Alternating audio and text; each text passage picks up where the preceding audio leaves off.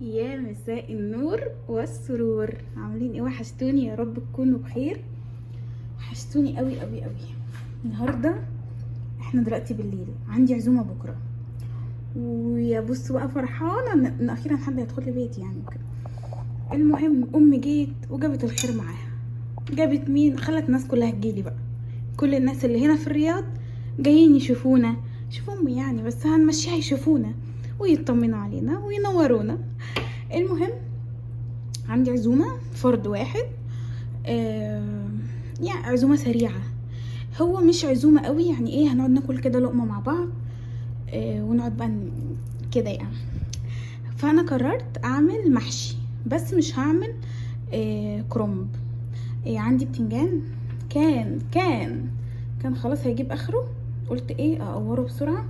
وكان عندي كوستين اتنين، والله يا ولاد كوستين بالعدد اهم، بس شايفين مفيش غيرهم. وقرن فلفل، بس عندي فلفل كتير بصراحة، بس احنا مش بنحب ناكله اساسا، بس عشان خاطر الريحة تدي ريحة كده وشمغة حلوة. شمخة دي شمخة، ايوه، للمحشي. وعندي اللهم صل على النبي، هعمل محشي ورق عنب وتحته لحمة، تحته ستيك كده، قطع ستيك كبيرة. محشي ورق عنب ومحشي مشكل فلفل وكوسة وبتنجان. وكان عندي شوية ممبار، شوية صغيرين قوي، كان في الفريزر في كيسة، طلعتهم. وطلعت فرخة تبلها واشويها.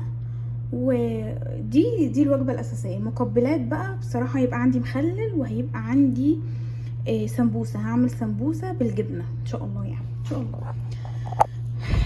ومعلقة على الطماطم تتسلق عشان خاطر افرمها واسبكها.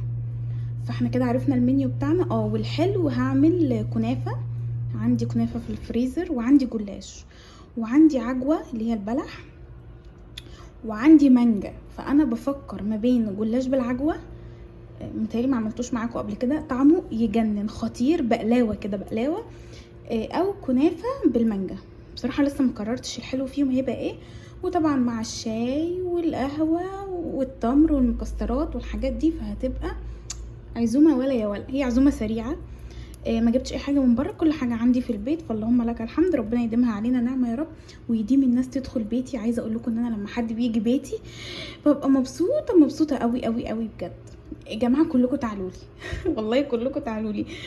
هنروح دلوقتي على البوتاجاز. ده بصل، انا فرمه 3 بصلات كبار كده، خلاص كده. شايفين ايدي من هنا مصفرة عشان كنت بقور البتنجان. 3 بصلات هحط عليهم دلوقتي شويه زيت كتير قوي واحمرهم، وفي نفس الوقت الطماطم. بقول لكم ايه، تعالوا نروح على البوتاجاز. بصوا، بغض النظر عن البوتاجاز عشان احنا دلوقتي بالليل، انا شطبت المواعين وشطبت الحوض واتغدينا وحلينا وكله تمام، بس سبت البوتاجاز. هعمله بعد ما اخلص الليله دي. يعني انا كنت هعمله، بس رجعت قلت ايه، انا كده كده هحضر تحضيرات العزومه من دلوقتي، لان بكره يعني اليوم بيعدي كده طياره. فنحضر تحضيرات العزومه، فهنوسخ البوتاجاز، فخلينا نوسخه مره واحده ونعمل تحضيرات، ونسيبه بقى ايه بيت نضيف على التسويه بكره. هنا البصل هحط له دلوقتي شويه زيت واسيبه يتحمر. بحب احمر البصلايه، اخليها شقره كده. ودي طماطم انا طلعتها سلقتها، بس مش حمرا قوي، هحط معاها صلصه. هحط دلوقتي صلصه هنا، وهفرم دي، يبقى تسبيكه المحشي. بصل في زيت مش في سمنه، عايزه تحطي سمنه براحتك، اي ماده دهنيه انت بتحبيها، انا بعمله بزيت. بصل مفروم كتير، والزيت كمان كتير. يتحمر البصل يبقى لونه جولد كده، هنزل عليه بصلصه عشان بس الطماطم مش حمرا. اما لو الطماطم حمرا هكتفي بالطماطم. هنزل عليه بصلصه الاول، اشوحها، ومعلقه هريسه شطه، اشوحهم هم كمان يطلعوا المواد الحافظه اللي فيهم. وبعد كده هفرم الصلصه دي، هفرم الطماطم دي اقصد، وانزل بيها على البصل، واسيبهم بقى يعيشوا حياتهم ويتسبكوا على ما اغسل الرز واحضر الخضره الحمد لله متفرزه في الفريزر، على بقى ما اشوف بقيه الوصفات التانية. يلا بينا. بصوا بدات احمر البصله، حطيت شويه زيت حلوين، وهنا الباذنجان كمان بحمره. انتوا عارفين طبعا ان انا لازم احمر الباذنجان، اساسي معايا احمر الباذنجان بصراحه، ما بعرفش شكله ني كده. في ناس بتحشيه وتحمره وبعد كده تسويه، بصراحه ما جربتش. متعودين على كده، يعني متعوده احمره الاول وبعد كده احشيه وبعد كده اسويه. فاللي ما جربش تركه الباذنجان المحمر ده فايته كتير قوي. قوي، بس هو بيطرطش ويبهدل الدنيا. عشان كده ايه، بصوا مخلي الدنيا ضايعه. عشان كده مرضيتش اغسل البوتاجاز. يلا خلص، ما عادش غير دول نخلصهم واسيبه بقى يهدى على جنب على ما اعمل التسبيكه. وضربت الطماطم وجهزت الصلصه، دي صلصه ودي هريسه شطه. لما ده يتحمر نشوف هنعمل ايه. شايفين يا ولاد لونه بقى ايه، دهبي كده خطير. هنزل دلوقتي في الصلصه، هنزلها وارجع لكم عشان بصور بايد وماسكه بايد. خلاص نزلت بالصلصه ونزلت بمعلقه هريسه شطه. خليهم بقى ايه يتشوحوا بس كده، وانزل عليهم بالطماطم كده يعني معصوره مضروبه كله تمام ومسلوقه. يعني انا سلقتها وبعد كده عصرتها ضربتها. شايفين البصله بقى لما بتبقى دهبي كده خطيره خطيره. ترجيحه لوحدها. بس انا بحب ايه بصل المحشي كتير، وبحب زيته وبصله كتير بصراحه. هو المحشي يعني زيت وبصل، يعني تسبيكه. طول ما تسبيكه المحشي معاكي مظبوطه اعرفي ان انت هيطلع من تحت ايدك شويه محشي رز العنب. خلاص دي هتسيح، وهنزل بالطماطم وغطيها واسيبها بقى ايه تتسبك مع نفسها. ونعمل حاجه تانية بدلها عقبال ما هي ايه ما تتسبك، نكون خلصنا الاكل كله عشان نقعد نحشي واحنا مخلصين. يلا بينا. بسم الله الرحمن الرحيم. بدأت تتسبك وبدأت تنطر المادة الدهنية بتاعتها، بس مش هقفل عليها دلوقتي لسه شوية.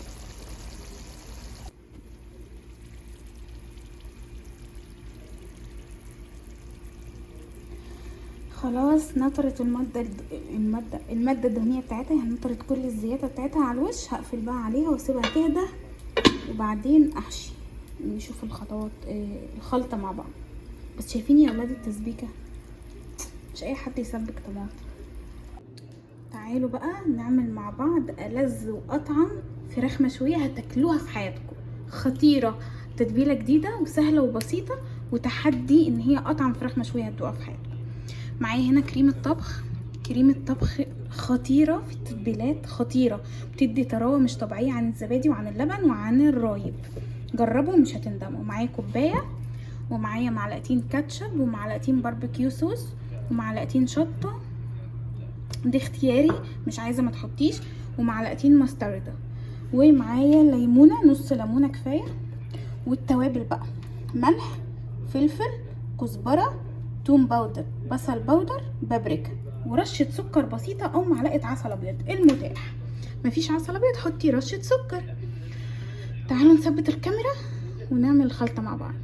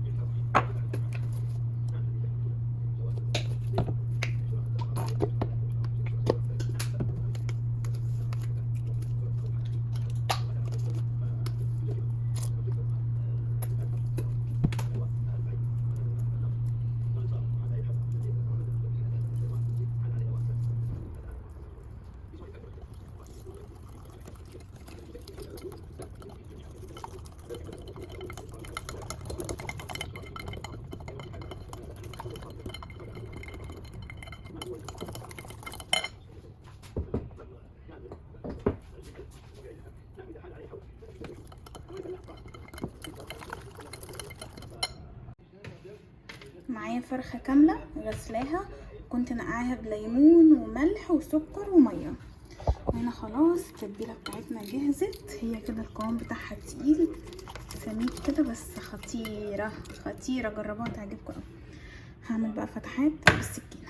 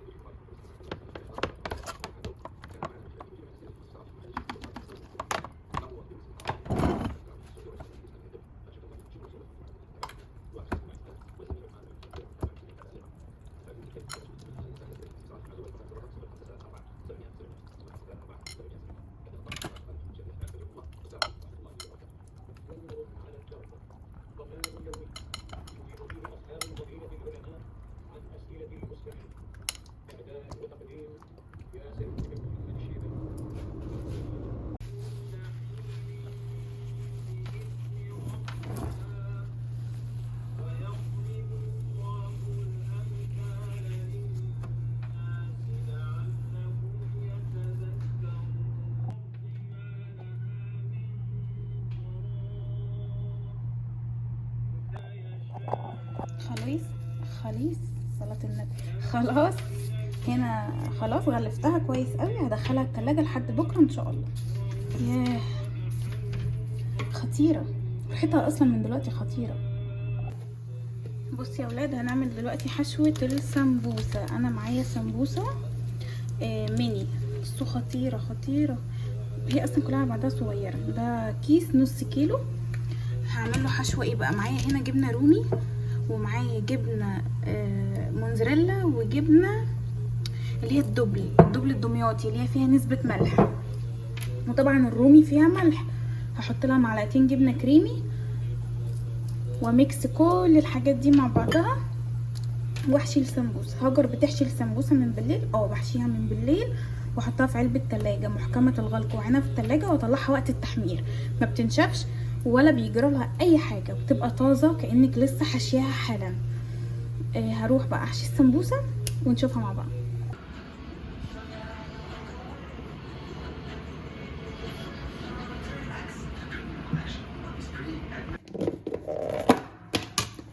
حشيت السمبوسه، حشيت الكميه دي بس، وعينت الباقي في الفريزر. غطي عليها بقى كده كويس قوي، وعينها في التلاجة لبكره. خلصنا حاجه المحشي دي، طلعتها بس لسه متلجه.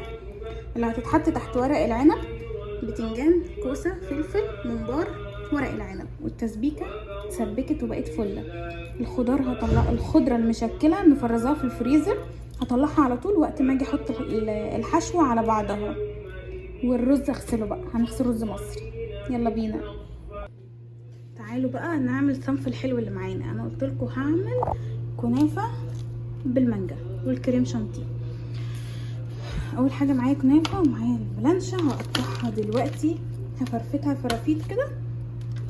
هحتاج ايه للكنافه عشان احمرها؟ هحتاج سمنه بلدي، سمنه بلدي، سمنه هولندي، اللي انت عايزاه. انا هستخدم سمنه بلدي في الحله دلوقتي، وهبدا احمر فيها لحد ما يبقى لونها جولد. وبعد كده معايا حليب، ومعايا كريم شانتيه خام، مش هحط عليه سكر باودر. ومعايا هنا منجايه مقطعه، منجايه كبيره، ودي الصينيه اللي هشتغل فيها. يلا بينا نقطع. خدت بس نص كميه الكنافه، وحطيت عليها سمنه بلدي معلقه كبيره كده، وحطيت قطعه زبده كبيره. وهروح دلوقتي احطهم على النار وايدي فيهم، ما ينفعش اسيب الكنافه لحظه، اقلب فيها تقليب مستمر لحد ما لونها يحمر معايا. خلاص يبقى لون جولد كده. وفي نفس الوقت هحط كوبايه كريم شانتيه خام، وعليها كوبايه الا ربع لبن، اللي هو الحليب ساقع لسه مخرجاه من التلاجة حالا، واضربهم وبس كده. يلا بينا. خلاص ضربت الكريم شانتيه، مانجا متقطعه، كنافه بحمرها. بس انا محتاره، عايزه اعملها في الكاس ده ولا في الصينيه وكل واحد ياخد قطعه؟ مش عارفه، بس انا حاسه ان انا لو عملتها في الكاس ده وقدمتها كده في الكاسات احسن. يعني احسن كل واحد يمسك كاس يخلصه، احسن ما كل واحد ياخد قطعه ويسيب لي نصها، يعني فاهميني؟ مش عارفه، انا هعمل في الكاس ده واسيب ده اعمل فيه الفراخ. يلا بينا.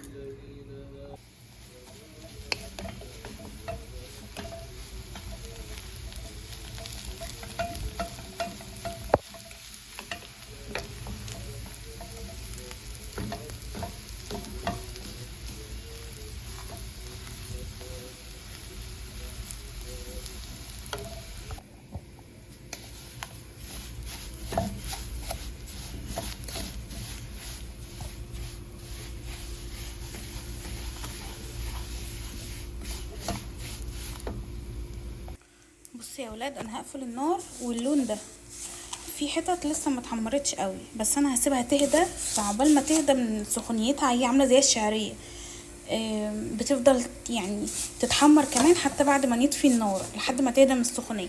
هقفل بقى انا كده النار، واسيبها بقى ايه تهدى عشان اقدر احطها في الكوبايات، وعشان لما احط عليها الكريم شانتيه ما يسيحش تاني. خلاص هسيبها بقى تهدى، وايدي فيها برضو كل 10 دقايق كده اديها تقليبه لحد ما تهدى وتبرد، وكلها يبقى لون واحد.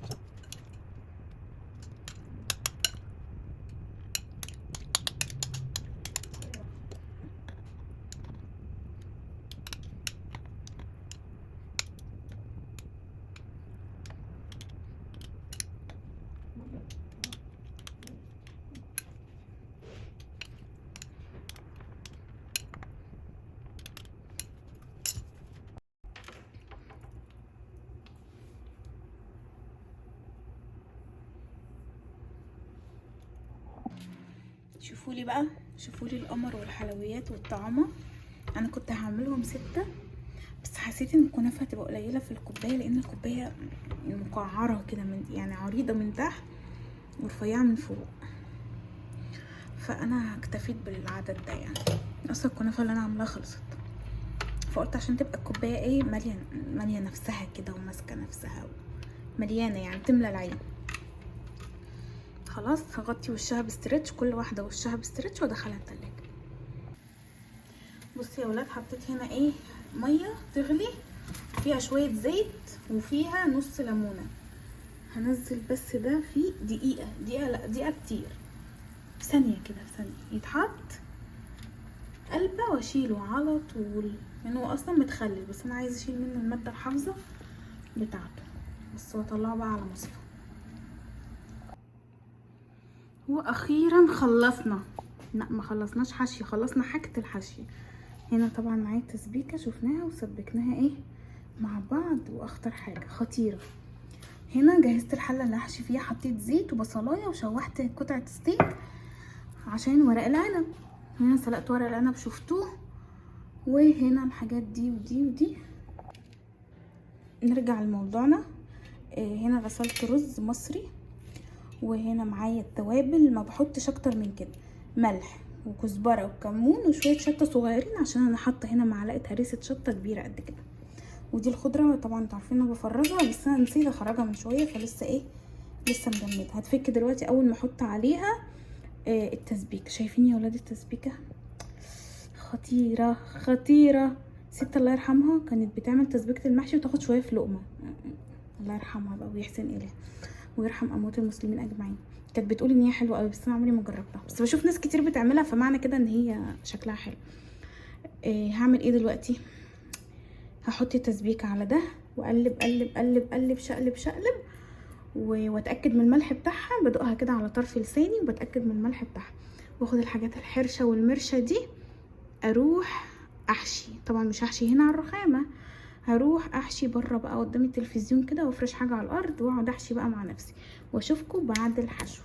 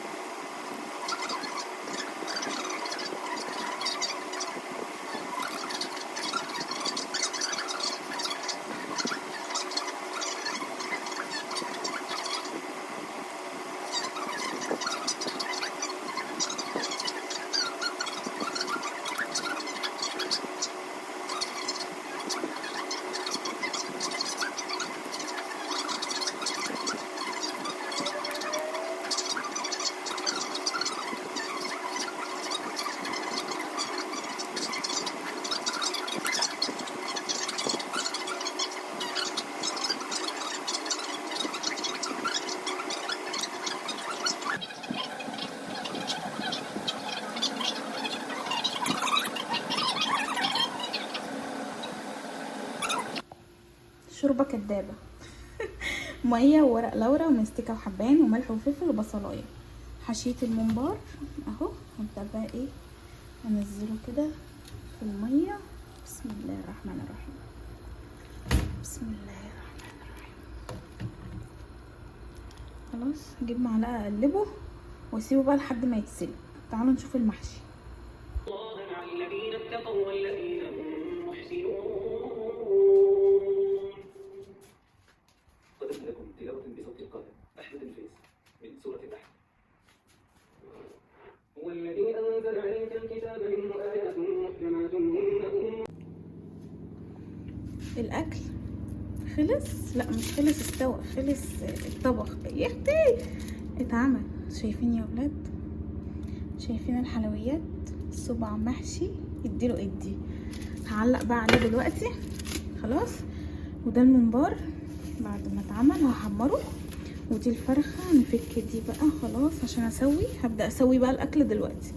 احنا دلوقتي تاني يوم، احنا جهزنا الحاجات دي امبارح مع بعض، ودلوقتي مشغله الفرن يسخن وهدخل فيه الفرخه واحمر السمبوسه الاول. هحمر السمبوسه الاول وبعد كده احمر الممبار على ما دي يستوى وده يستوى ويبقى الاكل كله خلص مع بعض. بس كنا بقى هنعمل قهوه، شاي، مخللات كده يعني. اشوفكم بقى بعد التسويه.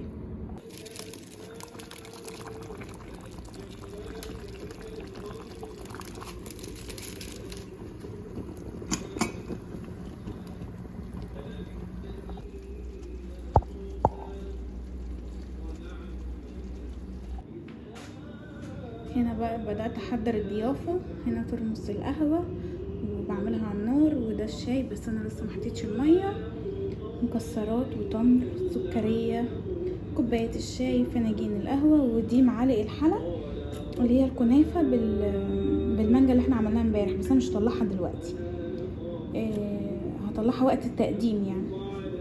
حضرت دورق المية وجنب الكوباية، وبدأت اطلع بقى المخللات والعيش. بس ناخد فاصل كده، نشرب فنجان قهوة. بشرب فنجان قهوة فخم فخم فخم، فخامة الفخامة. قلبي يا ناس، قلبي يا بن. بس كده، والاكل متعلق عليه، والفراخ في الفرن زي ما وريتكم، المحشي متعلق عليه. هروح بقى اقعد لحد ما الاكل يستوي، والسمبوسه والممبار بيتحمروا في اخر حاجه.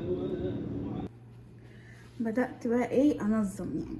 طلعت سرفيز الكبير ده، وطلعت سرفيز كمان مدور، وطلعت 3 سرافيز صغيرين يعني كنزين يعني مش كبار.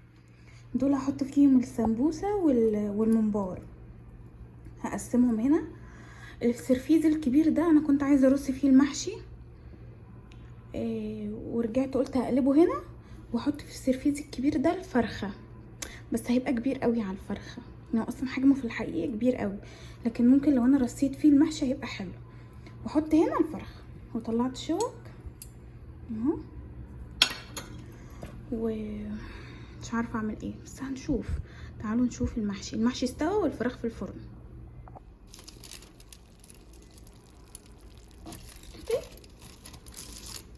اديله ادي. بدأت تستوي. مش عايزه اشيل الفويل، هويته بس شويه عشان الكريمه بتفور في الفرن وبهدلت لي الدنيا. المهم هشيل الوش وانا بحمر السمبوسه واشغل الشوايه عشان الفراخ تاخد لون، وفي نفس الوقت الممبار والسمبوسه بيتحمروا، يبقى الاكل كله سخن مره واحده. وولع عليها فحميه بقى. حاسه ان انا محتاجه اصوت سيكا. هصوت، لا مش انا هصوت خلاص. اتفرجوا الغساله عملتها معايا، قلت اشغل دور غسيل. مش فاهمه ايه ده. شايفين بحر يا ولاد، بحر. انا كنت عايزه امسح الشقه. لا بجد كنت عايزه امسح الشقه، جيت من عند ربنا، بس انا مش معايا وقت، انا يا دوبك اروح البس، مش عارفه اعمل ايه. همسحها واجي بسرعه. طلعت العبايه القمر دي، ده عبايه بيتي طبعا، شايفينها ترند قوي الايام دي. هلبس عليها طرحه سوري سمرة. دي عبايه جديده لسه جديده، ايه رايكم؟ خطيره.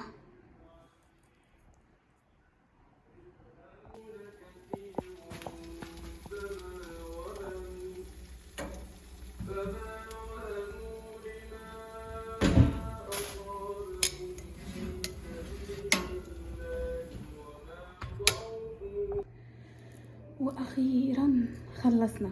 عملت طبق المحاشي، حطيته في السرفيز خلاص. طبق سمبوسه سرفيز برضو، مش عارفه الاضاءه مالها، والفرخه وعيش كده مخلل. وهنا حطيت سرفيز مشكل، وهنا سرفيز ممبار. هي مش عزومه قوي، هو فرد واحد بس. انا قلت اكيد وحشوا الاكل المصري، بقاله فتره عايش في الرياض. اكيد وحش بقى الاكل المصري بتاعنا، فقلت ايه اللي هو غدا يعني، نتغدى كده لقمه بسيطه مع بعض. نورني وشرفني طبعا، ويا ريت كل الناس تجيلي. خلاص هنروح بقى، انا طلعت القهوه والشاي. هنروح نتغدى وناكل لقمه مع بعض، ونقعد بقى ايه سواليف مصر بقى. الفيديو بتاعي النهارده يكون خلص، يا رب يكون عجبكم واستفدتوا منه حتى لو بحاجه بسيطه، شاركتكم يومي. اشوفكم بقى في فيديو جديد، مع الف سلامه.